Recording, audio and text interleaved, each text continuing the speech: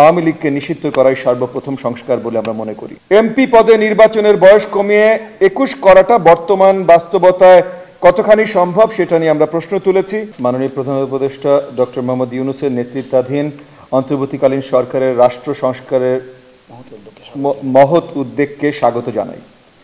তবে আমরা মনে করি ছাত্র জনতার গণ অভ্যুত্থানের মাধ্যমে গঠিত হওয়া এই সরকারের দায়িত্ব টেকসই ভবিষ্যৎ বিনির্মাণের জন্য ফ্যাসিবাদ সংগঠন হিসেবে আওয়ামী লীগের বিচার করা, কারণ আওয়ামী লীগকে নিষিদ্ধ করাই সর্বপ্রথম সংস্কার বলে আমরা মনে করি।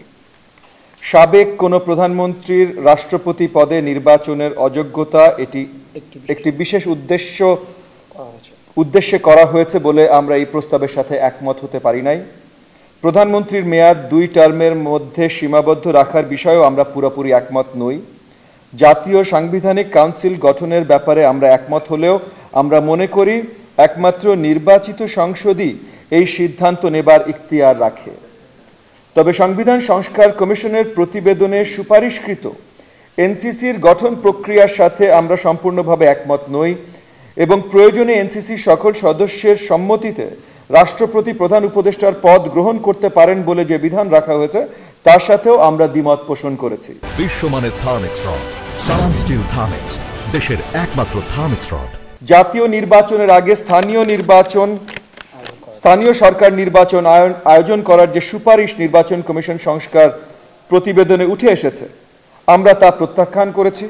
রাষ্ট্রপতি নির্বাচনের দল নিরপেক্ষ ব্যক্তিকে মনোনীত করার বিষয়ে আমরা একমত নই। সংবিধানে বহুত্ববাদ সংযোজন নিয়েও আমাদের আপত্তি রয়েছে। রাষ্ট্রের মূলনীতি পরিবর্তনের সুপারিশ যেভাবে করা হয়েছে সেখানে জাতীয়তাবাদ প্রশ্নে আমাদের ভিন্ন মত রয়েছে। সংবিধানে মৌলিক অধিকার প্রশ্নে ভারসাম্য এবং আনুপাতিকতা পরীক্ষার যে কথা বলা হয়েছে তা বাস্তবসম্মত নয় বলে আমরা মনে করি। ন্যূনতম 10% আসনে রাজনৈতিক দলগুলো তরুণ প্রার্থী দেবার যে বাধ্যবাধকতার কথা বলা হয়েছে সেটা আমরা প্রত্যাখ্যান করি।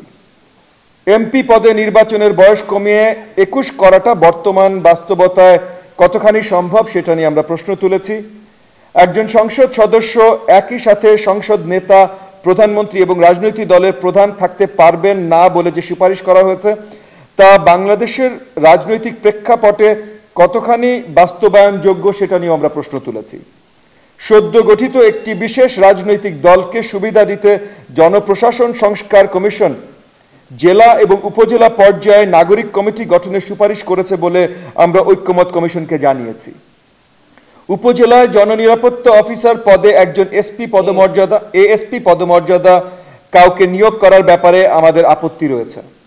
একই সাথে আমরা প্রাদেশিক শাসন ব্যবস্থা চালু এবং জেলা পরিষদ বাতিলের প্রস্তাবের বিরোধিতা করেছি। রাজধানী মহানগর সরকার চালুর যে সুপারিশ করা হয়েছে সেখানেও আমাদের আপত্তি রয়েছে।